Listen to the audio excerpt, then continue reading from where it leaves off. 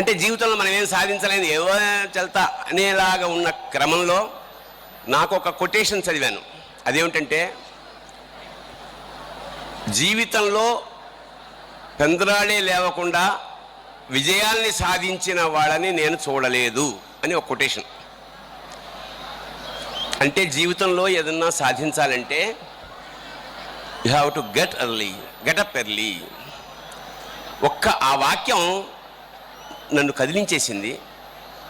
సరే చూద్దాం అని చెప్పి లేవడం ప్రారంభించాను. ఫ్రమ్ మై 10th క్లాస్ ఇవాల్టి వరకు నేను ఎప్పుడు బిట్వీన్ 5 and 5:30 లేస్తాను. That is the secret of anybody's success. నాది కాదు, ప్రపంచంలో ఎవరైనా సరే ఇవాళ ఉన్నతమైన స్థితిలో ఉన్న వాళ్ళందరికీ ఎర్లీగా అంటే 5 గంటలకి గనక లేవగలిగితే మీరు సాధించలేనిది లేదు. టేక్ మై వర్డ్, కనీసం ఒక నెల ట్రై చేయండి. This is what I wanted to advise to the next generation. Because ఎందుకు లేవాలంటే there is a scientific reason. The time is divided into 3 8s, 3 8.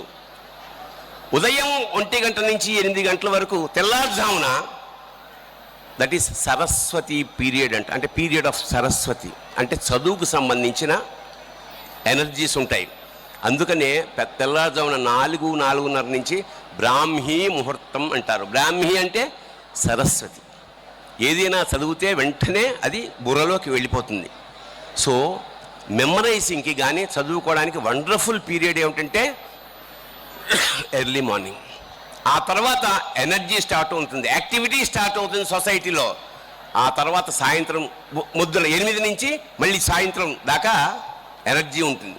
ఆ తర్వాత నైట్ అంతా 2 o'clock దాకా లక్ష్మి అంటే వ్యవహారం, ఫినాన్షియల్ ఆస్పెక్ట్ ఉంటుంది. సో దీస్ 1 to 8 అలా ఎనర్జీ 4 దాకా ఉధృతంగా ఉండి మెల్లిగా 6 7 నుంచి అలా డల్ అవుతుంది. So it is my request to all the students to be, ఏమాత్రం అవకాశం ఉన్నా ఒక్క నెల ట్రై చేయండి.